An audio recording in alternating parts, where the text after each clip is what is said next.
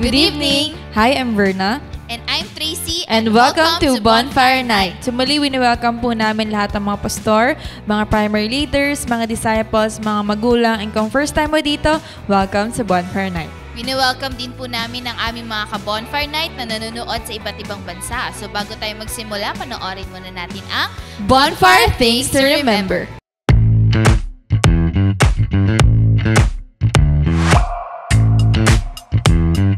Here are your bonfire things to remember. Bring your notebook, Bible, and ballpen. Open your heart to the message.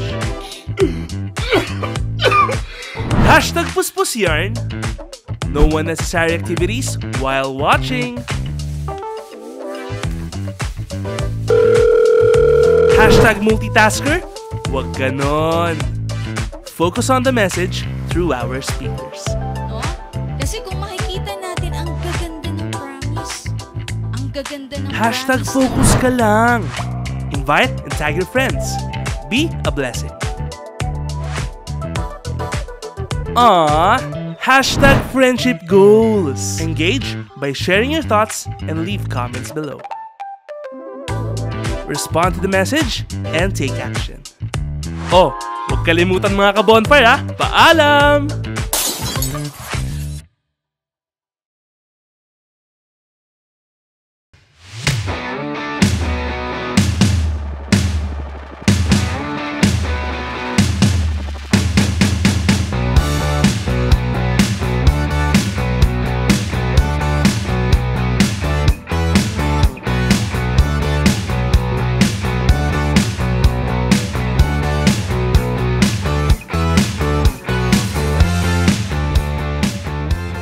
So praise God sa ating Bonfire Things to Remember. So tayo mga ka-bonfire, maging mindful po tayo habang ongoing ating live. Make sure po natin na hindi lang tayo watching, but active po tayo na nag-i-engage sa ating comment section. Amen to that. That's why let us all be excited. Kaya ni-encourage ko ang bawat isa na tayo po ay sama-samang tumayo at papurihan natin ang ating Panginoon together with our worship teams sa pamamagitan ng ito.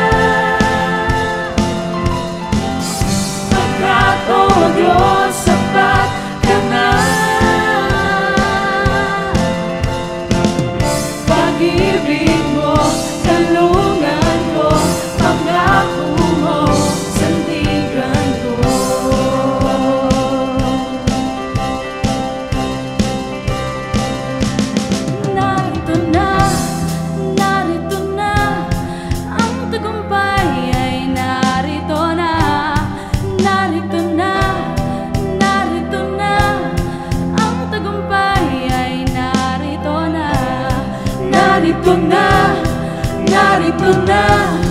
Ang tagumpay ay narito na. Narito na, narito na. Ang tagumpay ay narito na. Narito na, narito na. Ang tagumpay ay narito na. Narito na, narito na. Ang tagumpay ay narito na. Wala nang hahanapin pa, pagkat o Diyos sapat ka na. Wala nang hahanapin pa, wala nang hahanapin pa, pagkat o Diyos sapat ka na. Pag-ibig mo, talungan ko, pangako mo, sandigan ko. Pag-ibig mo, talungan ko, pangako mo, sandigan ko.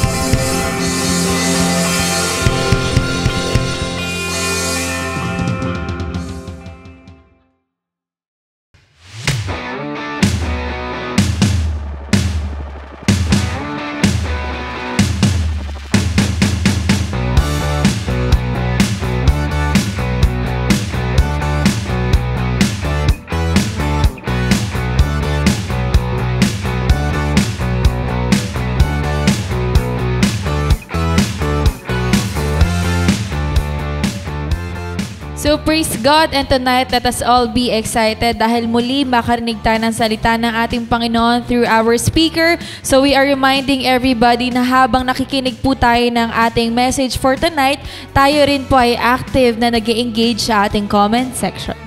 Amen to that. That's why let us all be excited sa message na mapapakinggan natin tonight. So for our speaker, she is the loving and supportive wife of our senior pastor, Pastor Rami Henares Jr.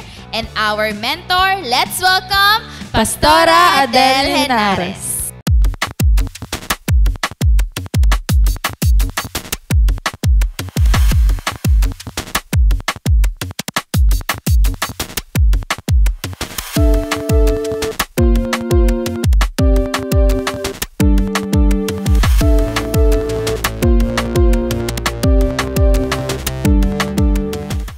Good evening. Magandang gabi po sa lahat. Magandang gabi sa ating mga pastors, mga pastor wives, disciples, cell leaders, mga kapatid, no? Magandang gabi nandito sa Pilipinas at mga kapatiran na nasa abroad, no? Migrant man o FW kayo. Magandang gabi sa inyong lahat and welcome muli sa ating bonfire night. So let us pray muna to start ng ating gawain. Let us pray. Father God, maraming salamat sa gabing ito. Ginawa mo ang gabing ito, Panginoon, upang meron kaming pag-usapan, Panginoon, patungkol sa iyong salita. Guide us, Panginoon, i-lead mo kami sa nais mo na gawin namin, Panginoon. Samahan mo ako, Holy Spirit. Remind mo sa akin yung mga bagay na dapat kong sabihin and i-open mo yung heart and mind ng mga kapatid na nakikinig ngayon sa bonfire night na ito. Maraming salamat. In Jesus' name I pray. Amen and amen. Okay, so magandang gabi muli. No? May konti lang akong kwento. Parang mag-throwback tayo. Throwback ba tawag doon o magbabalik alaala tayo? Natatandaan ko noong araw, no? Ang hirap mag-connect sa mga kamag-anak. Yung mode of communication kasi before is sulat, 'di ba? And kung emergency naman, telegram. Sino kaya ang nakaka-relate? Nakahalata ng edad ko. So, sulat, di ba? Natatandaan ko noon, ang tatay ko kasi ay nag-work sa abroad before. And ang mode of communication nila ng mama ko is sulatan. So, kung kailangan may pagdidesisyonan, halos a month, no? Iintayin yung sagutan sila. Minsan nga may away. May away din sa sulat, di ba? Ang tagal. Kaya hindi pa dumadating yung sagot ng sulat, bati na sila. Tapos sulat, yun ang mode of communication, medyo tumaas yung level, nag-level up. Ito na yung mga cassette tape. Oh, may boses na. Dati sulat lang, walang emotion. Ngayon, may cassette tape. Diba? No, so, umuunlad yung mode of communication. At ngayon, napakadali na. One click away lang. Nakakonect ka na. No? Saan man tayo naroroon, nakaka-connect na tayo sa mahal natin sa buhay. Abroad, provinces, no? Mag-message ka lang, nakarating na agad. Ayan, ganun kabilis, di ba? Connection natin sa mga transaction natin, ang bilis din. Mga nag-online banking dyan, online business, di ba? Ang bilis. Ang bilis na ng mga transaction, ang bilis ng connect. Because meron na tayong yung wifi natin, di ba? Yan. Lalo na kung mabilis yung MBS natin. Di ba? Nakaka-connect tayo ng mabilis. So, ganun din, no? Mahalaga ang connection. Halimbawa sa mga investigative case, no? Mahalaga ang mga testimony, no? Mahalaga yung mga events, no? Sa mga case study. So, mahalaga yun, no? Kailangan makakonect yung present dun sa nakaraan para makita, no? Yung ano ba nangyari dun sa case, mga ganyan, di ba? So, mahalaga talaga yung connection. Okay, so ito yung pag-uusapan natin ngayong gabi. Ang pinaka-team natin ngayong gabi is about connection. Ayan, connection. Saan ka nakakonect? Ayan. So, ang text natin ay matatagpuan sa John 15 verses 1 to 11. Pero dahil mahaba siya, sundan-sundan nyo lang ako. Pero ang kukunin ko ngayong text ay nasa verse 5. So, connection is a relationship in which a person or thing or idea is linked or associated with something else.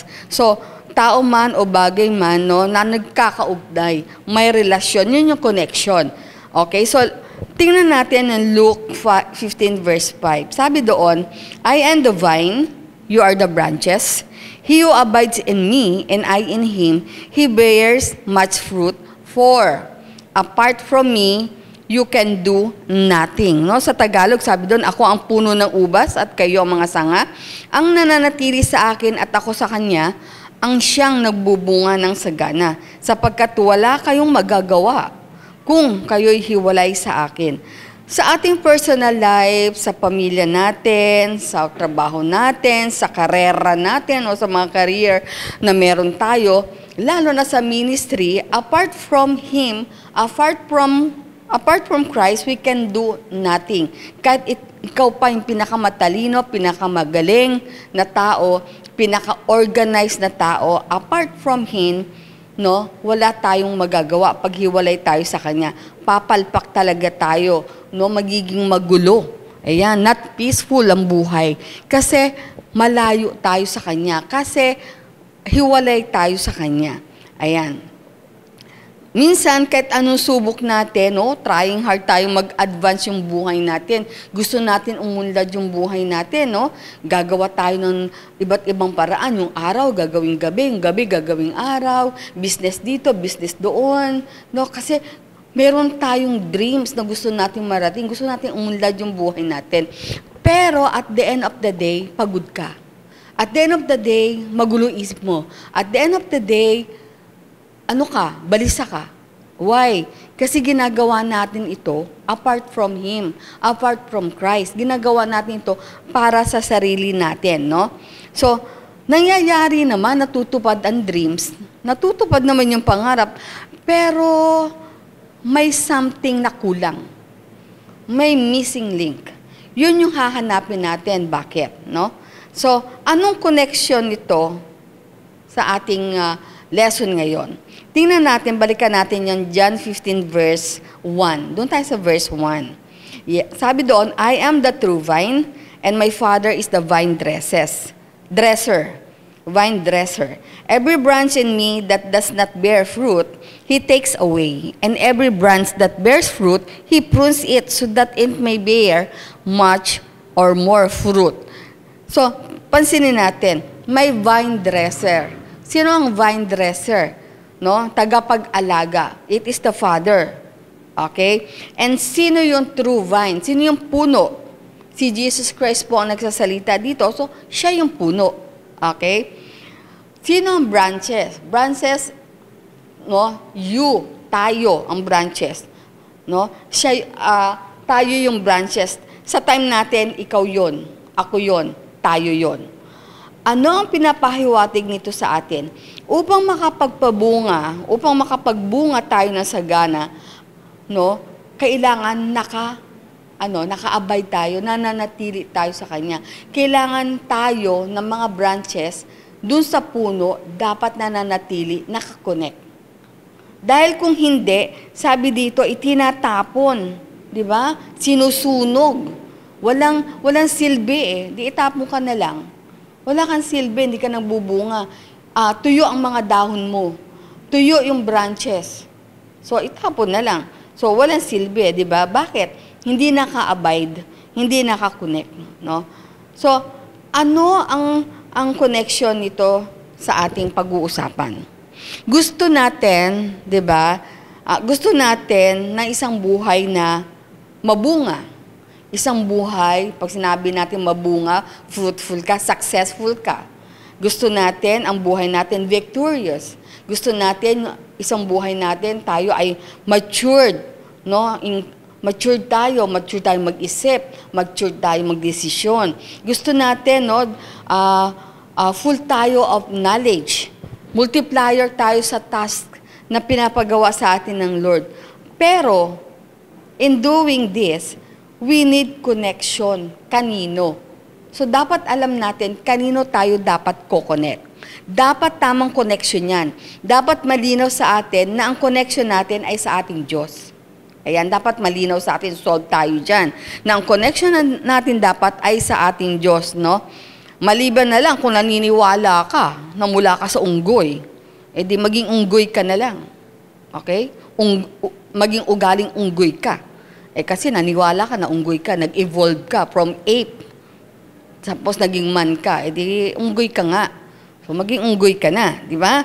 So, pero kung di ka naniniwala na galing ka sa unggoy at ikaw inilikha ng Lord ayon sa kanyang wangis, then makinig ka dito. Kasi tiyak, may makukuha ka. Time to evaluate, no? Oo, kung galing ka sa unggoy, no? Kung galing doon ka sa safari tumira, huwag ka dito sa land na kasama mga tao.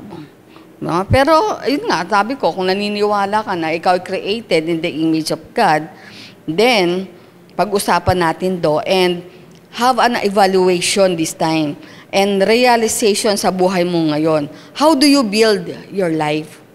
How do you build your family? How do you build your career? How do you build your ministry? So, builder tayo no? Kung tayo ay builder, so kailangan may tama tayong gagamitin para maging strong yung binibuild natin. Sabi nga ulit sa binasa natin, sa text natin sa John 15, apart from Him, we can do nothing. So we need to stay connected. Yes, tatanungin natin, paano nga ba mag-stay connected? Sige nga, sulat nyo sa comment section. Paano tayo mag-stay connected? Daily devotion. Yes, correct. Small group, cell group. Yes, correct.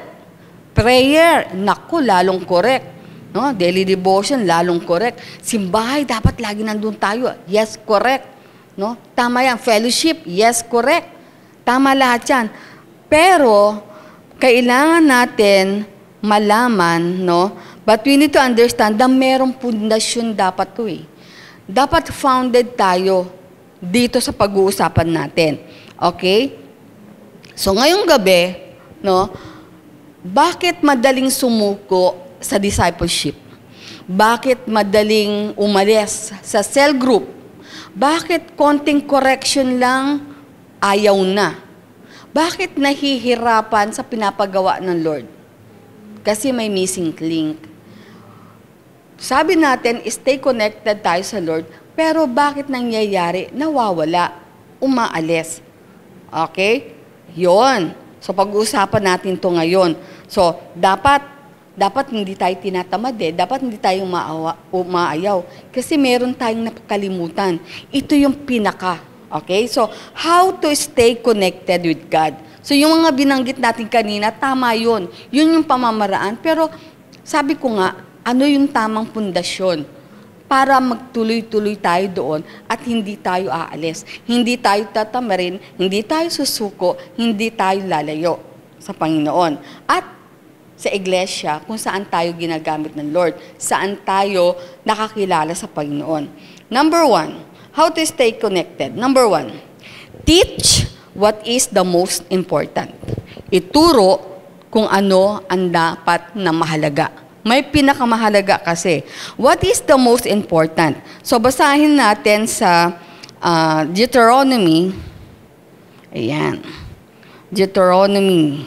Sige, may mga Bible kayo dyan. Buksan ninyo ang Deuteronomy chapter 6, verses 1 to 9 tayo. Babasahin ko. Medyo mahaba, pero sundan nyo ko. Now, this is the commandment, the statutes, and the judgments which the Lord your God has commanded me to teach you, that you might do them in the land where you are going over to possess it, so that you and your son and your grandson might fear the Lord your God, to keep all his statutes and his commandments which I command you all the days of your life, and that your days may be prolonged.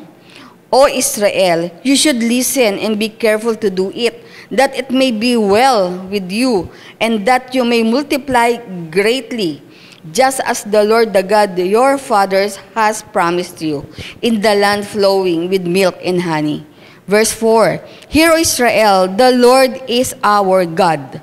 The Lord is one. Verse 5, You shall love the Lord your God with all your heart, and with all your soul, and with all your might. These words which I am commanding you today shall be in your heart.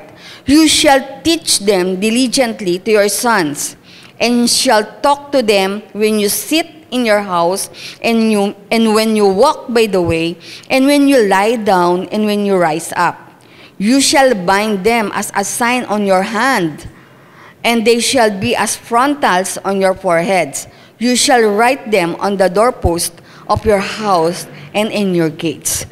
So praise God, purihin ng Panginoon. No? Si Moses po ang nagsasalita dito. Chapter 5, binigay yung 10 commandments. So binigay, sinabi niya sa mga tao. Ito yung sinunod. Okay? Ito yung sinunod ni Moses. Ito yung sinabi niya. No? Binigay ng Lord yung commandment, no, to teach you. Para ano? Para gawin ito, no, doon sa land na ipopossess ninyo, which is the Canaan, di ba? Alam natin yon. So that your son and your grandson might fear the Lord. Yan yung pinaka-importante.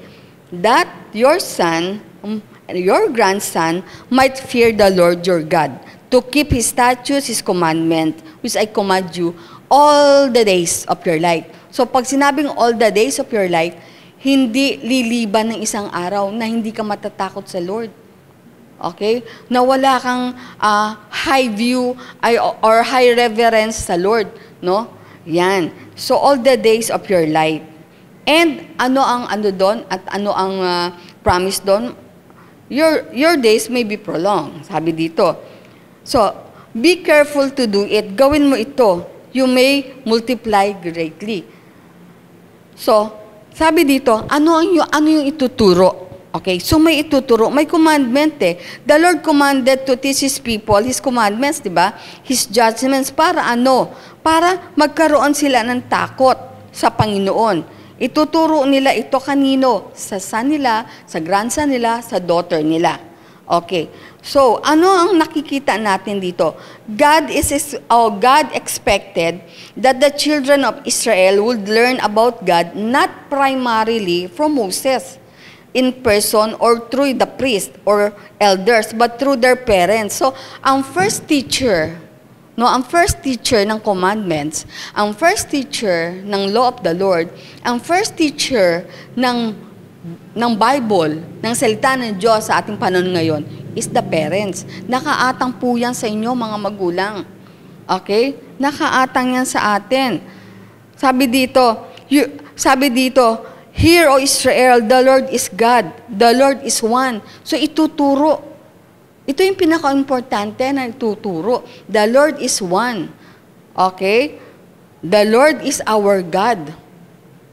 Fear the Lord. Yan yung mga dapat nating ituro. Pinaka-importante yan. And you shall love the Lord your God with all your heart, with all your soul, and with all your mind. With all. Ayan. Diba? So, these words which I commanded you today shall be on your heart. So, dapat na sa puso natin yon. Magi-start yon sa atin. Pag nagturo kayo sa inyong mga anak, sa inyong mga apo, no, kailangan nagsisimula yan sa atin. Sa atin, number 1. Okay. Yan. At dito, dapat itunuturo nga natin sa ating mga anak, down to our, kasi ibibuild natin yung descendants, no? So, ibibuild yung descendants nyo. So, paano yung mga nanay na, mga lola na? Hindi excuse yun. Turuan pa rin sila. No? Kasi may apo sila, may anak sila. Okay? Hindi sila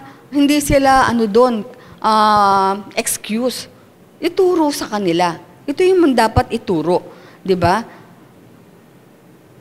Bakit ituturo ang pagmamahal sa Lord with all our heart, with all our soul, with all our might? So, anong connection ito?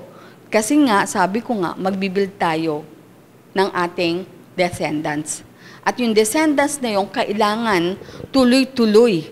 Tuloy-tuloy yung pagkatuto nila sa pagmamahal nila sa Lord. Okay? Ayan. May tendency kasi tayong mga tao, even we think we are mature, nasisway tayo. So at present, we need also to remind and teach these things para sa ating mga tao. Diba? Sa mga taong hinahawakan din natin.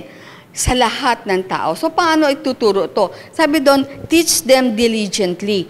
Ituro na may kasipagan. Hindi nagsasawa. No? Hindi yung tipong, alam na nila yun, naririnig na nila yun eh. Hindi. Sabi dito is, diligently. Ituro mo ng may kasipagan ka, walang pagsasawa. No? Malinaw.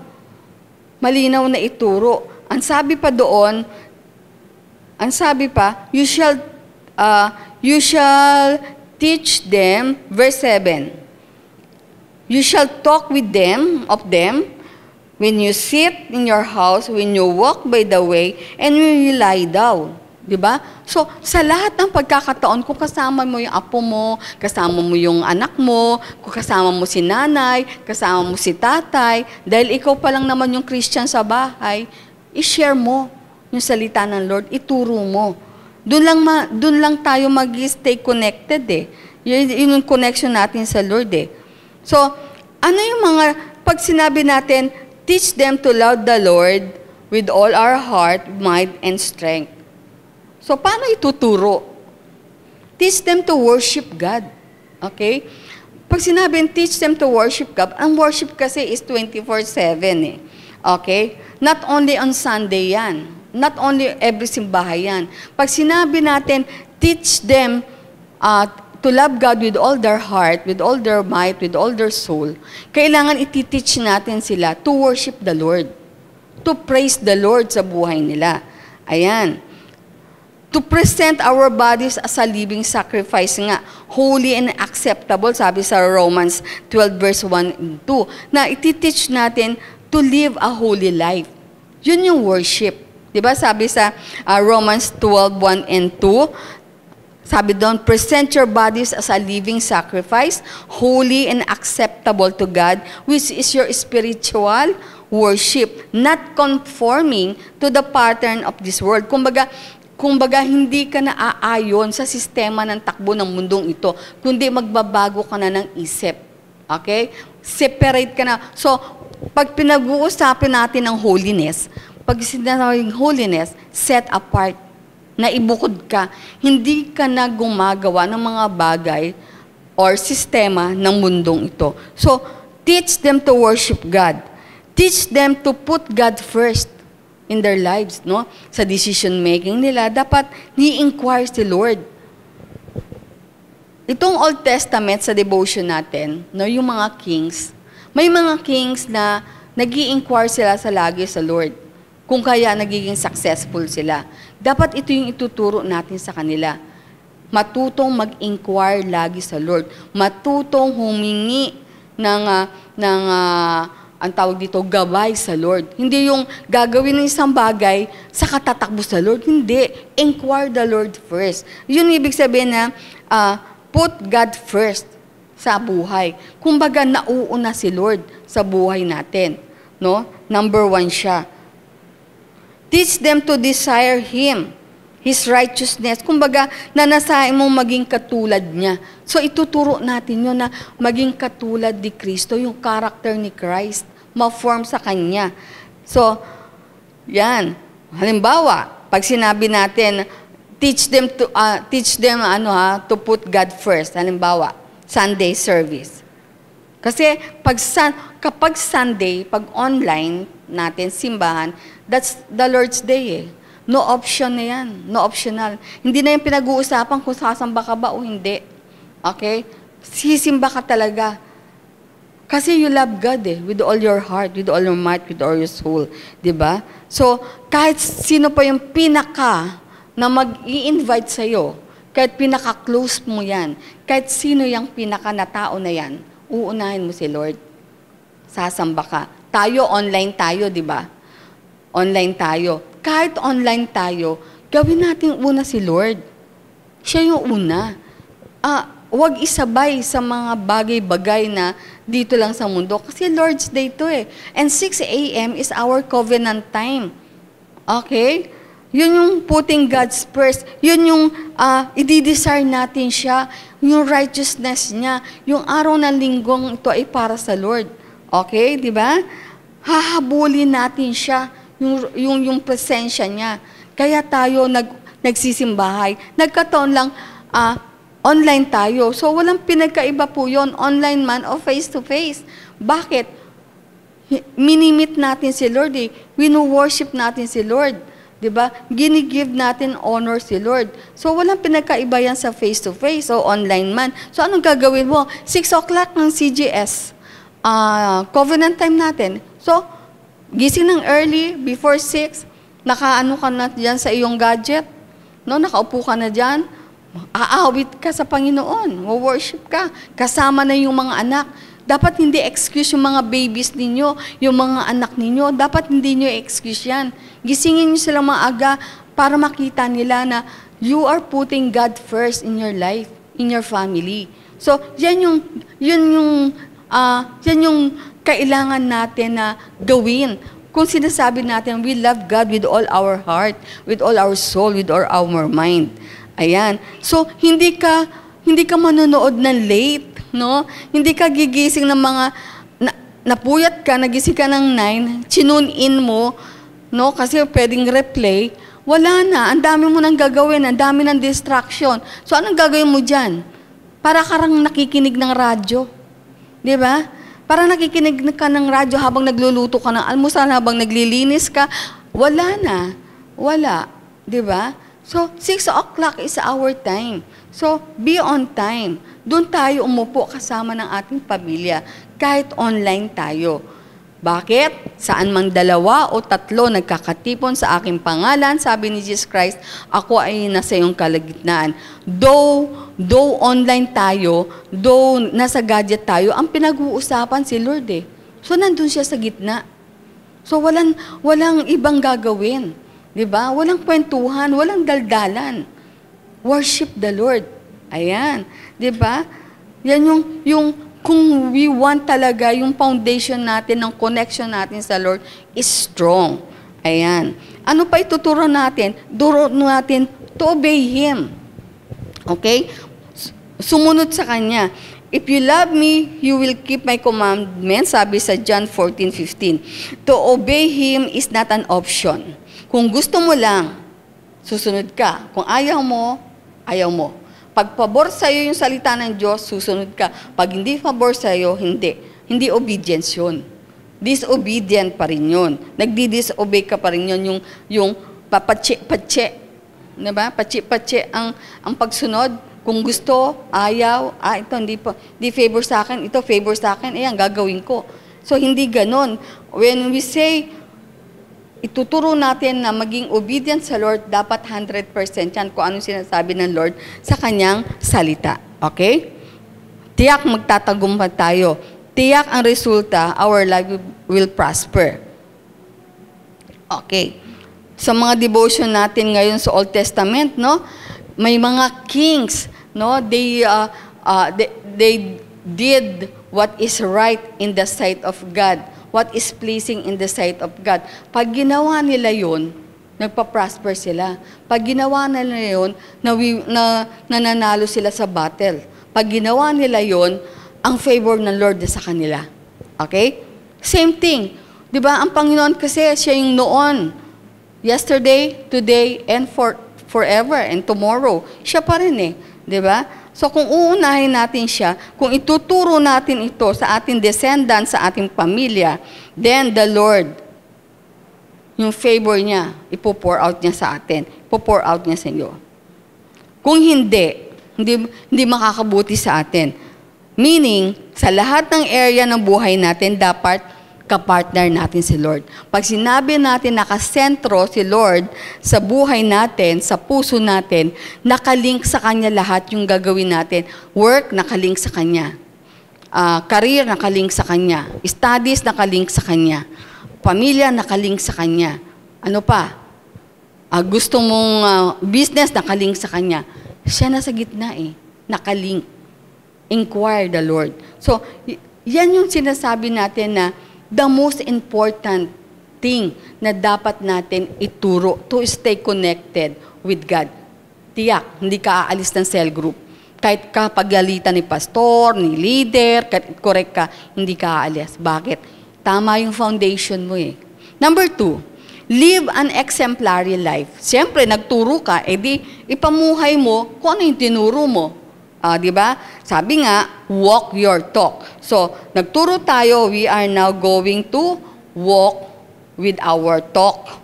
No? With our talking. Anong pinagsasabi natin, ano yung pinagtuturo natin. Verbal man yan o hindi, gawin natin. Okay, teaching is not only verbal orally. Nagtuturo ka, ganito anak, ganito anak, ganito anak. Dapat ganito ang gawin natin sa Lord. Dapat sumunod tayo. Hindi lang yun eh. Alam nyo ba na teaching, yung living by example, you are teaching your people, you are teaching your family, you are teaching your son, your daughter, your grandson, yung family mo, nagtuturo ka na rin nun. Okay? Especially sa mga bata. Noong 1990s, 90s yata to eh, ang Nestle Philippines, meron silang, may commercial sila eh. Yung commercial ganito, yung commercial nagsasabi na sa mata ng bata, ang maling halimbawa ay nagiging tama. Isa doon yung nagde-drive yung tatay, kasama yung anak sa unahan. Nagde-drive, drive. Biglang nag-red light. Si tatay dire-diretso, sabi nung bata, tatay, red light. Sabi niya, wala namang pulis anak. Okay lang yan, wala namang pulis. Nag-post yung pinost sa bata. Takang-taka yung bata. Caption, sa mata ng mga bata, ang maling halimbawa ay nagiging tama. Minsan sa parking lot, nakipag-unahan, may nauna na. Sabi ng tatay, ang bagal niya eh. Tayo nauna. Sabi ng bata, tay, hindi. Nauna po siya. Ay, mabagal siya mag-drive. Tayo na. Ayan. Caption uli, sa mata ng bata, ang maling halimbawa ay nagiging tama. Meron pa, nagda-drive ulit. Puro ganun yun eh, nagda-drive. Sa YouTube meron yan. Nag-backtrack ako kaya naalala ko. Ito, nagda-drive yung tatay. Kumakain silang mag-ama. Biglang si tatay nagtapon nung basurang pinagkainan niya. Taka na naman, caption, stop na naman sa bata. Sa mata ng bata, ang maling halimbawa nagiging tama. Bakit may corruption sa gobyerno? Bakit may corruption sa pamilya? Bakit mayroong, hindi lang corruption, mga harassment, mga ganyan? Kasi ginagawa ng marami. At yung maling halimbawa nyon ay nagiging tama. Tinuturo ba? Walang nagtuturo mag-corrupt ka. Walang magtuturong mag-addict ka. Walang magtuturong magnakaw ka. Walang nagtuturong sumagot ka sa magulang mo. Walang nagtuturong ganon. Pero nakikita sa example. Kung kaya, ayun nangyari, ang daming corrupt. Okay? Ang daming mabisyo. Okay? Isa sa mga bonfire speaker natin, sabi niya, yung pagbibisyo, huwag kang uminom. Pero ikaw, tatay, umiinom ka. Huwag kang maninigarilyo. O, bili mo ako ng sigarilyo. No? Hindi mo tinuturo, pero nakikita sa'yo. So, ano ang implikasyon yun? You are teaching by your example. Kung nais natin na dire-diretso, yung connection natin sa Lord tuloy-tuloy, live an exemplary life.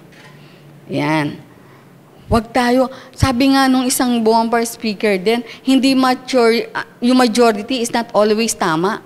No? Ginagawa ng marami, tama. Hindi yun, nagiging norm. Mali, kaya nga yung mali nagiging tama. Kasi ang tinitingnan, ginagawa ng lahat eh. Ginagawa ng lahat mag-corrupt eh. Di magkukorrupt na rin ako. Ginagawa ng lahat na kumuha ng mga supply sa office eh. Di kukuha na rin ako. Di ba? Lahat naman sila late eh. Pag pumasok sa trabaho, di ako na rin. Yung majority ginagawan tama. Pero mali yun eh. Mali yun. Live an exemplary life.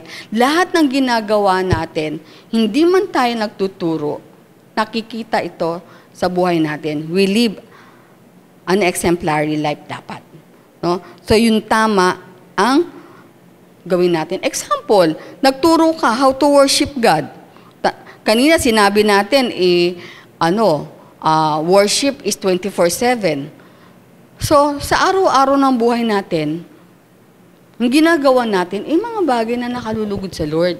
Wino-worship natin si Lord. The way we talk, the way we deliver our speech, our opinion, di ba? Tamang salita ang ginagamit natin. Kasi tandaan natin, may nakatingin sa atin eh. Sabi nga, live an exemplary life.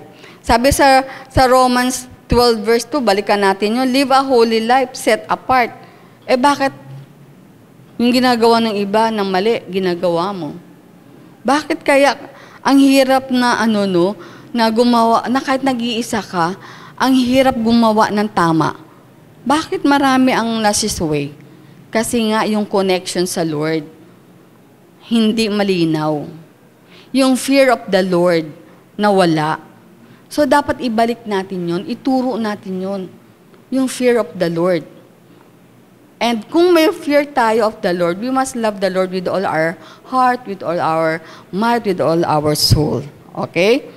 Yan. Sa mga anak ngayon, usong-uso yung nagsasagot sa magulang. Di ba?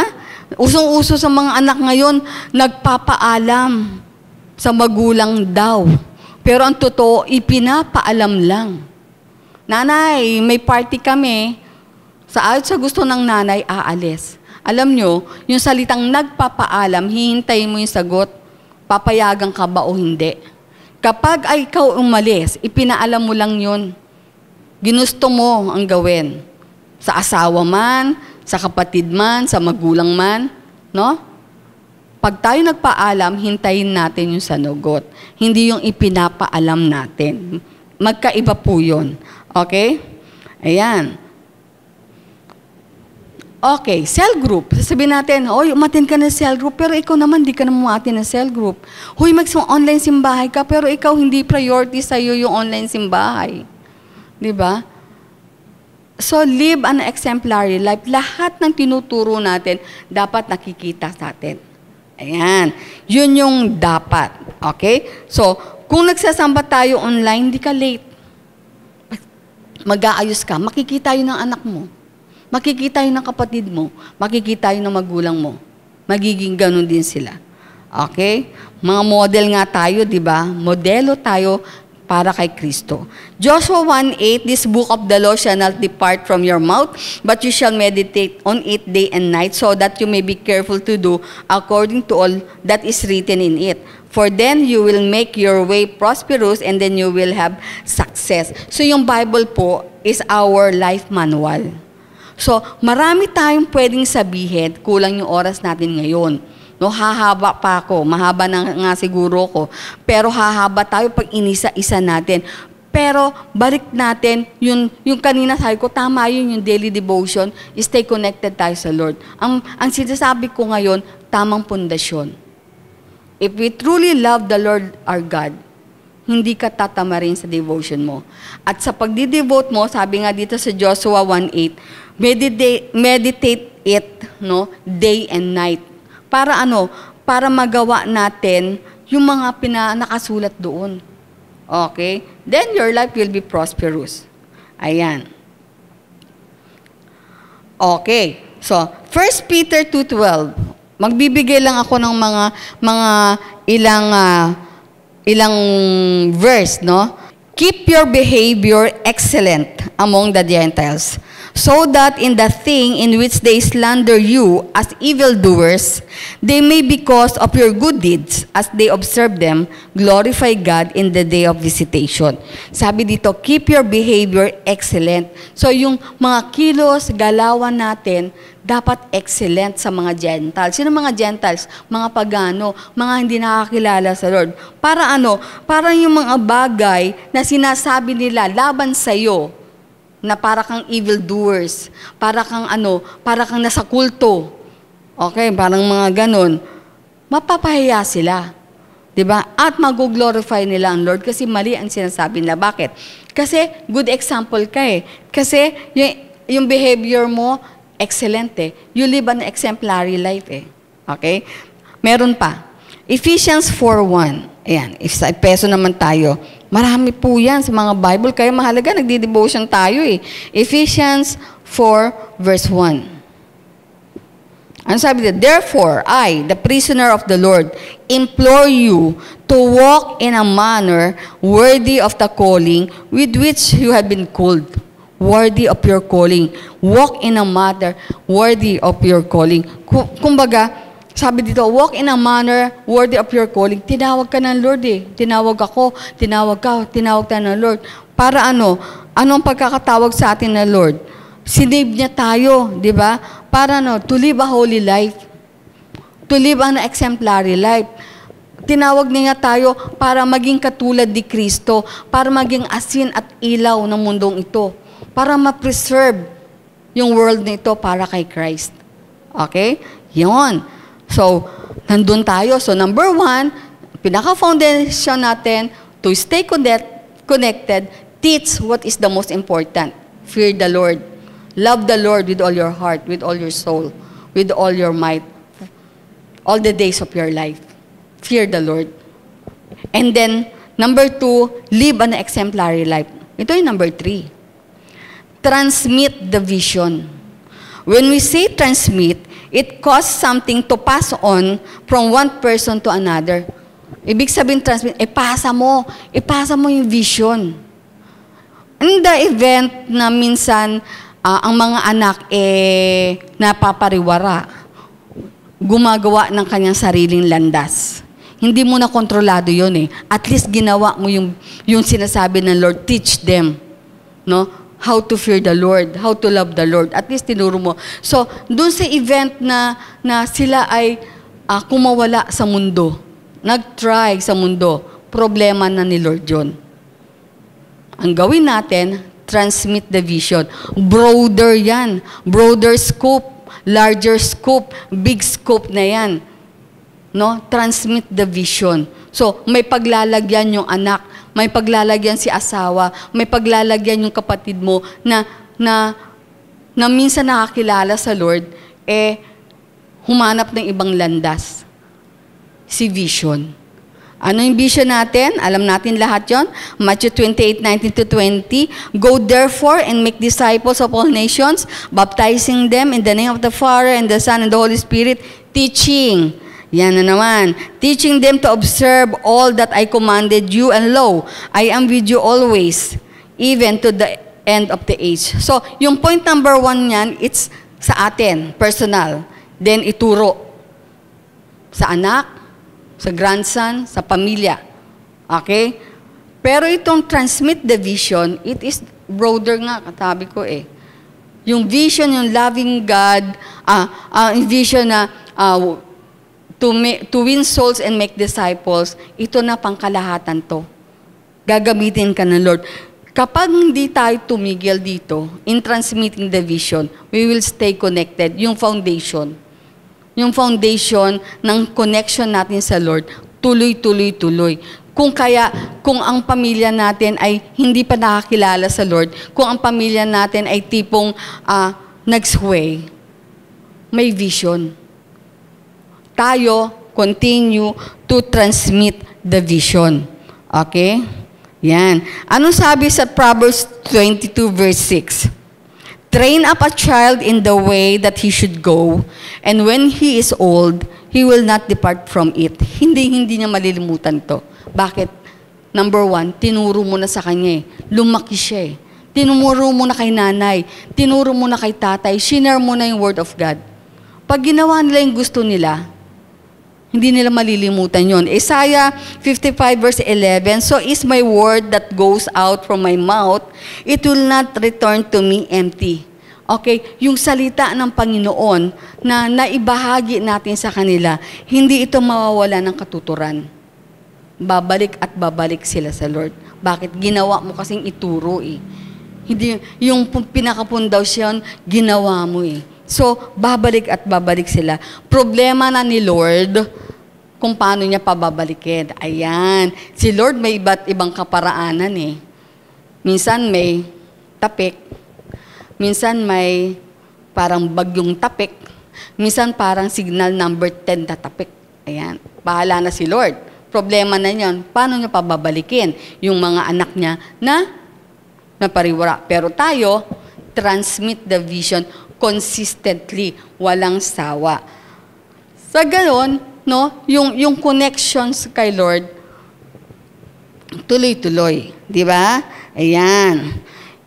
Parang simple lang, pero parang napaka-basic naman yung napakinggan natin. Pero alam nyo ba, mahirap ito maging consistent na gawin. Kapag yung foundation natin sa Lord is hindi matibay. Kaya babalik at babalik tayo to fear the Lord. Babalik at babalik tayo to love Him with all our heart, with all our might, with all our soul. Okay? So, bakit natin pinag-usapan ito ngayon, yung connection na to? Okay, bakit natin pinag-uusapan? Kasi you are building your family. Priestly family, yung iba, nagdi-dreams ng ganito. Transformed family. We all dreams of having a transformed nation, di ba? Gusto natin yun, nagdi-dream tayo. Sawang-sawa na tayo, napaka-toxic ngayon ng mundo, Napaka-toxic ng nangyayari sa gobyerno natin. Nakaka-toxic sila talaga. Pero tayo, kapag yung connection natin sa Lord, kahit anong toxicity yan, nandyan walang toxic sa atin. Because dililinis tayo ng Panginoon. Yung mind natin, yung puso natin. So, ang connection natin sa Lord, dapat, it makes yung lives natin easier. Alam nyo ba, kapag connected tayo sa Lord, yung buhay natin nagiging easy, nagiging better and peaceful, and full of hope. Hindi perfect ang buhay natin sa mundong to. Okay? Hindi porket nakipag-isa ka kay Lord, may fear of the Lord ka, ginagawa mo yung 1, 2, and 3, ginagawa mo perfect. By the process, hindi po. Pero, one thing for sure, yung ating Diyos, pag binigay natin siya ng kaluguran, tiyak magtatagumpay tayo. Tiyak we will win the battle. Because the battle is the Lord. No? Siya yung ang tawag dito, battle. Siya yung makikipagdigma, no, para sa atin. Siya yung lalaban para sa atin. Stand still at tingnan natin kung anong gagawin ng Panginoon. So balikan natin John 15. Kung tama ang connection natin sa Lord, we will abide in Him and we will bear much fruit. Diba? Sabi sa John 15. Balikan natin yung John 15. Medyo matatapos na tayo. Balikan natin ang John 15 kasi ito yung ating pinaka-teksto. Yun nga, kung mag-aabay tayo sa Kanya, we will bear much fruit. Because apart from Him, we can do nothing nga. Di ba sabi dito, if anyone does not abide in me, he is thrown away as a branch and dries up. Okay? And gather them and cast them to the fire they are born. If you abide in me, and my words abide in you, ask whatever you wish, and it will be done to you. Okay. John 15, ito yung John 15:16. Okay. John 15:16. Ito yung last verse na ibibigay ko. John 15:16. You did not choose me, but I chose you and appointed you that you would go and bear fruit, and that fruit would remain, so that whatever you ask of my Father in my name, He may give you. Hindi ka pinili ng Lord. Hindi mo pinili si Lord. Si Lord ang tumawag sa iyo, tumawag sa atin. Siya ang pumili sa iyo para magbunga. At para makapamunga tayo, bunga that will last. Tandaan natin, ang bunga ito is eternity. No? Kailangan Kailangan nakakonect tayo sa Kanya. Kailangan naka-abide tayo sa Kanya. Sinusunod natin siya. So, kung kaya nga, di ba, sabi nga dito sa John 6:33, di ba, John, tama ba ako? Seek ye first His kingdom and His righteousness, and all these things shall be added unto you. Di ba? So, hindi na natin problemahin lahat ng bagay, idadagdag sa atin ng Lord, kasi inuna natin siya. We seek Him and His righteousness. Okay? So, ngayong gabi, nakita natin, no, to stay connected with God. Turo natin. Huwag tayong magsawang magturo. Huwag tayong magsawang mamuhay na may exemplary life sa mundo dito. Huwag tayong sawa to transmit, to pass on the vision. Bakit? Para yung binibuild natin, no, spiritual legacy yan. Ang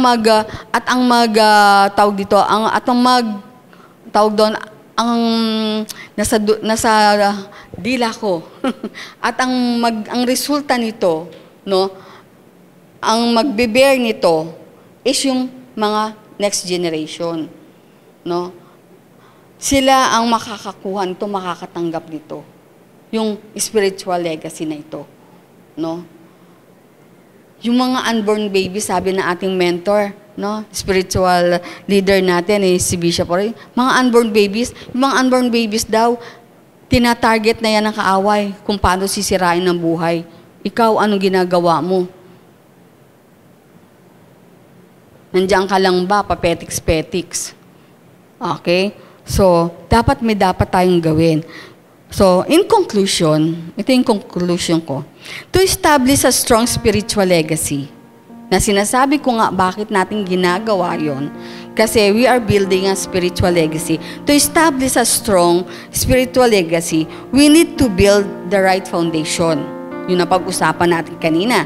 To teach what is the most important, live an exemplary life, and diligently transmit the vision. We can be confident that we are leaving an inheritance pleasing in the sight of God. So, kapag ginawa natin to teach what is the most important, to live an exemplary life, no? Pagka ganun ang ginawa natin, and transmit the vision, napaka-confident tayo na nag-iiwan tayo ng inheritance na pleasing in the sight of God. At katulad ng mga hari, no, mga hari dito sa ating devotion ngayon, magtatagumpay ka, magtatagumpay tayo. We will win the battle. We will win the Philippines for Christ. We will win our barangay for Christ. We will win our family for Christ. Okay? So, I hope and I pray na kapag evaluate kayo, I hope and I pray na kapag isip-isip kayo ngayon. Okay? Na wag natin biruin ang paglilingkod sa Lord. Wag tayo papetiks-petiks, no? Na, ang Lord naman nakakaunawa eh. Wag natin abusuhin yung pangunawa ng Lord. Kasi hindi siya ganun. Galit siya sa gumagawa ng mali. Galit siya sa gumagawa ng masama. Galit siya kapag meron kang ibang iniidolo maliban sa Kanya. He is our Lord. He is our God. The one and only. Okay? May katapat na konsekwensya. Okay. So, sa pagtatapos, no, natin, sandali tayong tumahimik. Okay, pray tayo sa Lord. Anong na-realize mo sa oras na to? Ano ang natutunan mo sa oras na to? Think about it. Sa sandali lang na minuto ng pag-iisip mo, pag-realize mo, kapatid, humingi ka ng tawad sa Lord. Kung minsan, na-disconnect ka.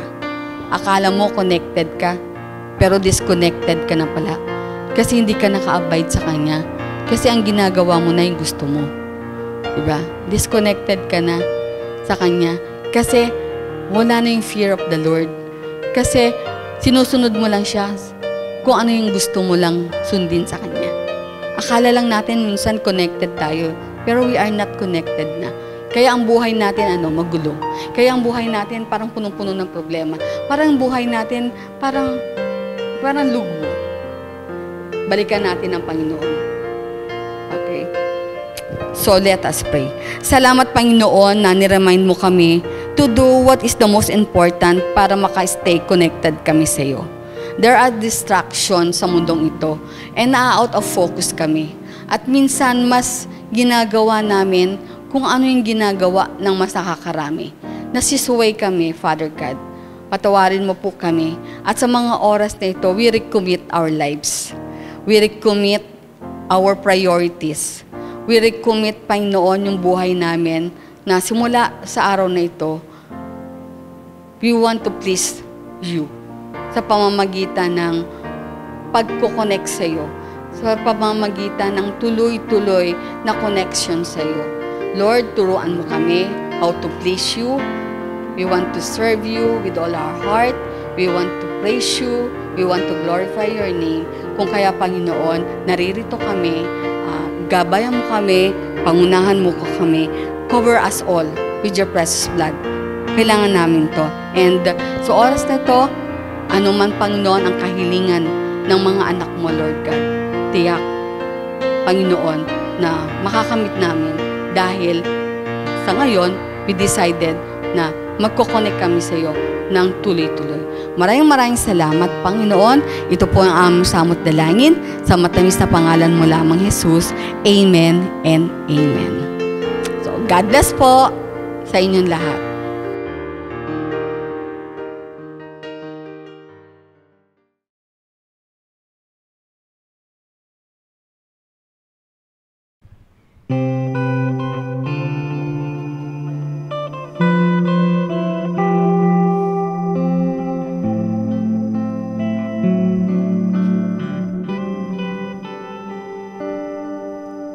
Ikaw ay mabuti bawat sandali, sa habang buhay ay mananatili, hindi mapapauwi o maikukubli, maging sa dilim ng gabi. Sandigang matibay ang iyong pangako, lakas at pag-asa ng aking puso, hindi na mabilang pagkakataon, patunay ng katapatan mo sa dalamhati at sa kabiguan, sa pagluha ng pusong nasugatan, sa pagsubok na iyong pinahihintulutan. Salamat, Panginoon, sa katugunan sa aking dalangin, sa kalakasang sa'yo nanggagaling, sa pagtuturo at pagtutuwid mo sa akin. Salamat, Panginoon, salamat.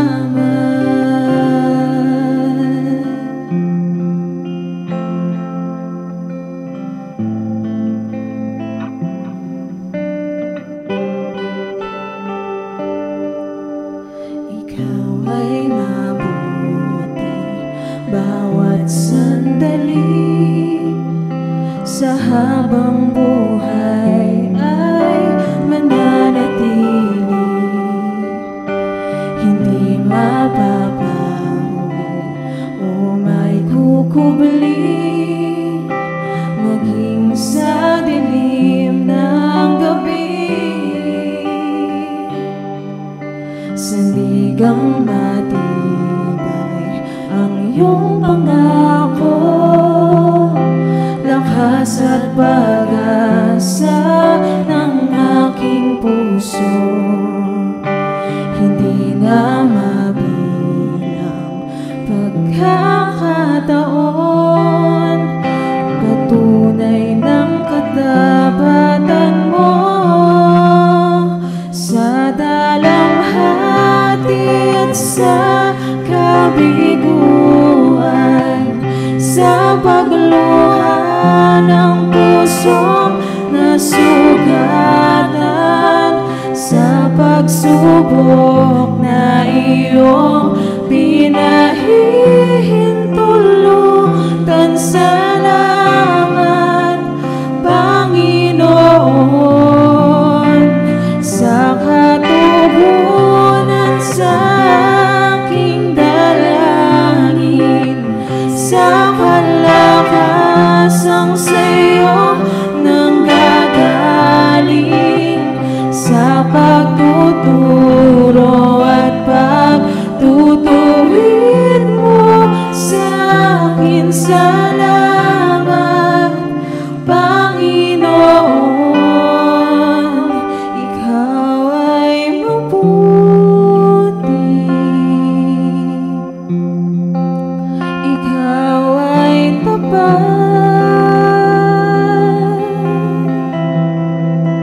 sa'yo ang papuri at pasasalamat.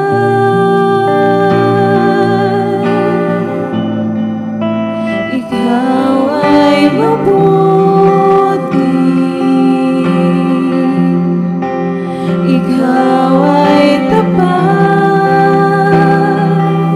O Diyos, sa'yo ang papuri at pasasalamat.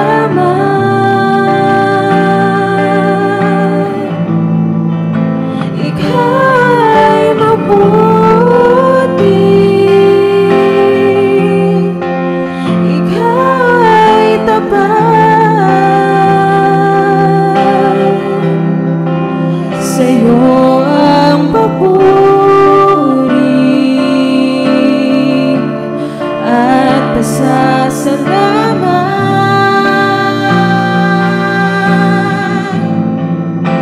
Sa dalamhati at sa kabiguan, sa pagluha ng pusong nasugatan,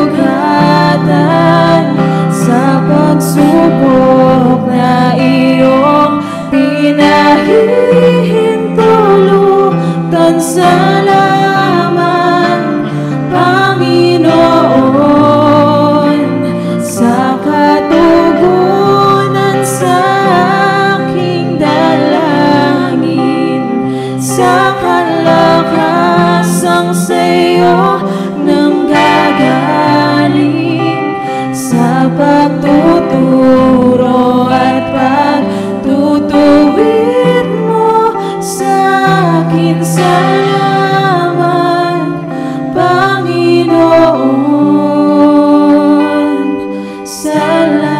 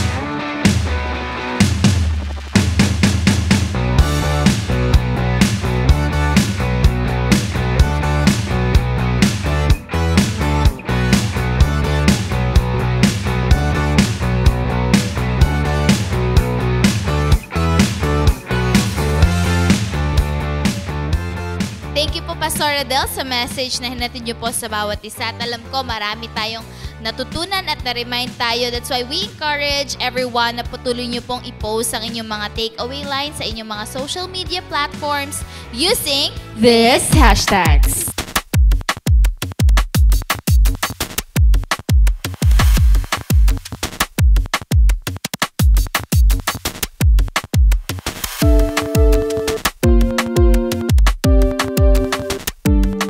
So praise God and salamat po sa lahat na nakasama namin dito sa ating Bonfire Night. Salamat po sa ating mga pastors, mga primary leaders po natin na nagmo-mobilize for Fridays sa ating mga disciples, mga leaders, and kung invite ka po dito ngayon, inaanyayahan ka po namin na maging part ng ating mga online cell group. So marami pong leader dyan sa ating comment section. Pwede po kayong mag-reach out sa kanila or mag-comment na kung nais nyo pong maging part ng ating mga online cell group. So continually, we encourage everybody na patuloy nyo pong suportahan ng ating CGS Philippines Facebook page, ang ating CGS Philippines Bonfire Facebook page, yung ating YouTube channel, TikTok, and Instagram. Itong mga social media accounts po natin, let us make sure na minamaximize natin ito all for God's glory. Amen to that. And we also encourage everyone sa darating na online simbahay. So patuloy po tayo mag-invite at i-share ang ating invitation. Sabado pa lang, andun na yung nire-ready na natin ang ating mga sarili. And we rally our invitation sa ating mga friends, family, and colleagues para sila rin po ay ma-bless sa message na ihatid sa atin ng ating buting pastor, Pastor Rami Henarius Jr. So, Thank you and God bless.